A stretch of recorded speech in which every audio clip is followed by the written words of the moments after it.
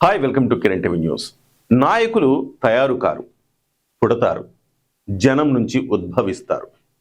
అలాంటి కోవలో ముఖ్యంగా తెలుగు రాష్ట్రాల్లో మనం చెప్పుకోవాలంటే ఇప్పటికే ఎన్టీ రామారావు గారు, చంద్రబాబు గారు, అలాగే వైఎస్ఆర్ గారు, ఇప్పుడు పవన్ కళ్యాణ్ గారు. వీరంతా కూడా చరిత్రను లిఖించిన వారు, చరిత్రను తిరగరాసిన వారు, తమకంటూ ఒక ప్రత్యేకతను సంతరించుకున్నవారు. అలాగే తెలంగాణలో చెప్పుకోవాలంటే ఒక కేసీఆర్ గారు, ఒక రేవంత్ రెడ్డి గారు, నేడు బండి సంజయ్ గారు.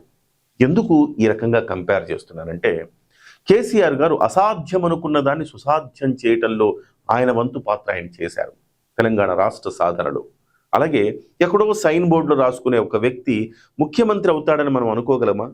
కానీ పట్టుదల ఉంటే సాధించలేనిది లేదని చెప్పేసి రేవంత్ రెడ్డి గారు నిరూపించి ముఖ్యమంత్రి స్థాయికి ఎదిగారు. ఇక బండి సంజయ్ గారు ఇప్పటికే చరిత్రను తిరగరాసే క్రమంలో ఒక స్థాయికి చేరుకున్నారు. వాస్తవానికి చెప్పాలంటే బీజేపీకి తెలంగాణలో ఎంతో అవకాశం ఉన్నా కానీ ముందుకు వెళ్ళట్లేదు బీజేపీ అని చెప్పుకునే సందర్భంలో బీజేపీ పగ్గాలు చేపట్టి బీజేపీలో ఉవ్వెత్తున ఉత్సాహాన్ని, ఉద్వేగాన్ని తీసుకొచ్చిన వ్యక్తి బండి సంజయ్ గారు. ఒకానొక దశలో ఈసారి 2023లో ప్రభుత్వం బీజేపీది వస్తుందేమో అన్నంత ఊపు తీసుకొచ్చిన నాయకుడు బండి సంజయ్ గారు. కానీ రకరకాల రాజకీయ సమీకరణాల నేపథ్యంలో ఆయన్ను ఆ పదవి నుంచి తప్పించడంతో వాస్తవంగా ఇవాళ రేవంత్ రెడ్డి గారు ముఖ్యమంత్రి అయ్యారు. కానీ ఒకవేళ తప్పించకపోయి ఉండుంటే రేవంత్ రెడ్డి గారు కాకుండా రాజకీయ సమీకరణాలు వేరే రకంగా ఉండేవేమో. ఏదేమైనా బండి సంజయ్ గారు ఒక అలుపెరగని సైనికుడిగా, సో అధిష్టానం చెప్పే అంశాలను, వారి ఆదేశాలను తూచా తప్పకుండా పాటించే నాయకుడిగా, సో అధిష్టానం మాటకు తల వంచి మళ్ళీ ఆయన ప్రజాక్షేత్రంలో రెండోసారి మళ్ళీ ఎంపీగా గెలవటం, కేంద్ర మంత్రి కావటం మనందరం చూస్తూనే ఉన్నాం. అయితే ఇవాళ ఈ మొత్తం చెప్పుకున్న నాయకుల్లో హృదయంతో ఆలోచించే నాయకులు అంటే మొట్టమొదటి వరుసలో నిలబడేది పవన్ కళ్యాణ్ గారని చెప్పాలి. ఒకే ఒక్క సంవత్సరంలో 10 కోట్ల రూపాయల వితరణ చేశారు. గవర్నమెంట్లో ఉంటూనే సొంత డబ్బులు 10 కోట్ల రూపాయల వితరణ చేశారంటే మనం పవన్ కళ్యాణ్ గారి యొక్క హృదయం ఎలాంటిది, ఆయన ప్రజల సమస్యల పట్ల ఆయన స్పందించే గుణం ఎలాంటిదో మనం అందరికీ తెలిసిన విషయం.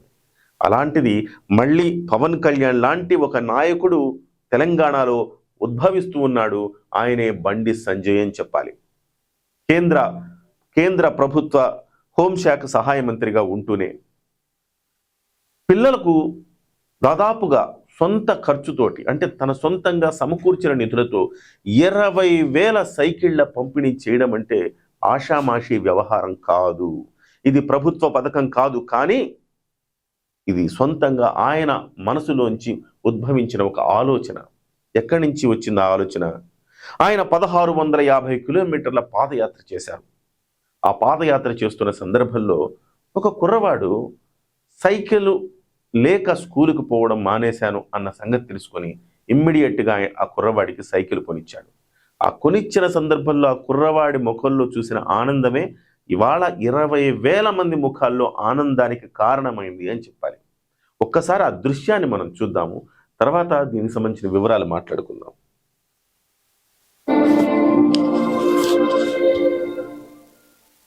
ఈ పిల్లవాడు ఆప్యాయంగా ముద్దులిస్తున్నాడు.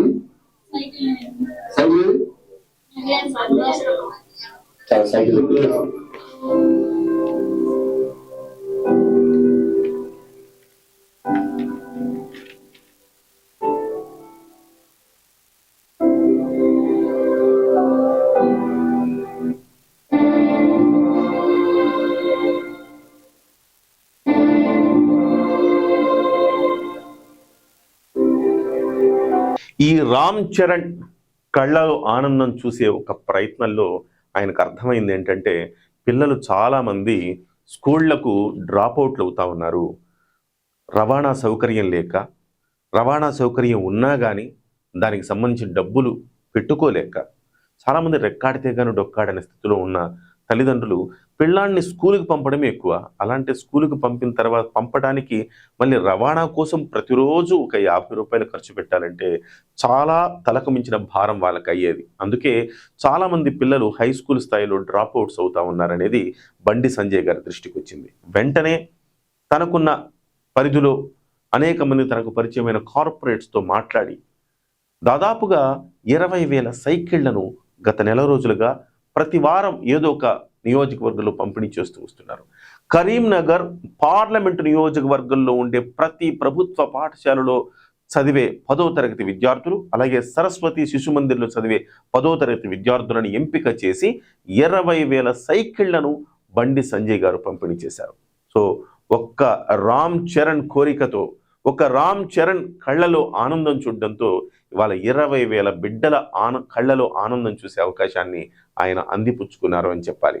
ఏదేమైనా హృదయంతో ఆలోచిస్తేనే కొన్ని జరుగుతాయి, టెక్నికల్గా ఆలోచిస్తే జరగవు. ప్రభుత్వం చేస్తుంది అనుకుంటే కొన్ని జరగవు, ప్రభుత్వ పథకాల కోసం వెయిట్ చేస్తే కొన్ని జరగవు. కానీ నిజంగా మనసుంటే మనం ఏదైనా సాధించవచ్చు అనే దానికి మరొక ఉదాహరణ బండి సంజయ్ గారు. ఇవాళ ఆయన ఆల్రెడీ కరీంనగర్ నియోజకవర్గం, సిరిసిల్ల, హుజూరాబాద్ ఇలాగా ప్రతి వారం ఒక్కొక్క ప్రాంతంలో ఉండే, ఒక్కొక్క నియోజకవర్గంలో ఉండే ప్రభుత్వ స్కూళ్ళలో ఉండే పిల్లల్ని ఆయన మొత్తం కూడా కలెక్టర్ని, ఇతరత్ర విద్యాశాఖ అధికారులను అందరినీ బాధ్యుల్ని చేసి, భాగస్థులను చేసి వాళ్ళ ద్వారా అధికారికంగానే పంపిణీ చేశారు. మోదీ గిఫ్ట్ పేరుతో ఆయన చేసిన ఈ కార్యక్రమం కరీంనగర్ జిల్లా వ్యాప్తంగా, కరీంనగర్ పార్లమెంటు నియోజకవర్గ వ్యాప్తంగా అద్భుతమైన ప్రశంసలు వస్తూ ఉన్నాయి. ఇక ఇతర నియోజకవర్గాల్లో అయితే నిజంగా చాలా ఇబ్బందికరమైన పరిస్థితులు కూడా ఎమ్మెల్యేలు ఎదుర్కొంటున్నారు. కరీంనగర్ పార్లమెంట్ నియోజకవర్గంలో సైకిళ్ళు ఇచ్చారు కదా, ఇది ప్రభుత్వ పథకమేమో, మాకు కూడా ఇవ్వండి సైకిళ్ళు అని అడుగుతున్నారు. కానీ ఇది ప్రభుత్వ పథకం కాదు, కేవలం బండి సంజయ్ గారి మదిలో నుంచి మిదిలిన పథకం మాత్రమే ఇదని చెప్పేసి చెప్పుకోవాల్సిన పరిస్థితి అధికారులకు వచ్చిందంటే అతిశయోక్తి కాదు. వాస్తవానికి సైకిళ్ల పంపిణీ అంటే ఒక్క సైకిల్ రవాణా గురించి మాత్రమే మనం చూడొద్దు.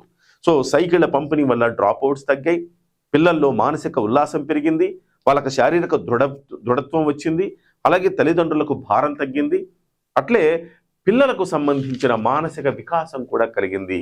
ఒత్తిడి నుంచి వాళ్ళు బాగా దూరం అయ్యారు, తద్వారా చదువు మీద కాన్సన్ట్రేట్ చేస్తున్నారు. ఇలా అనేక రకాల ప్రయోజనాలు సమకూరాయి ఒక్క సైకిల్ వల్ల అని చెప్పి మనం చెప్పుకోవచ్చు. ఏదేమైనా బండి సంజయ్ గారికి మనం కిరణ్ టీవీ నుంచి హ్యాట్స్ ఆఫ్ చెప్తాం.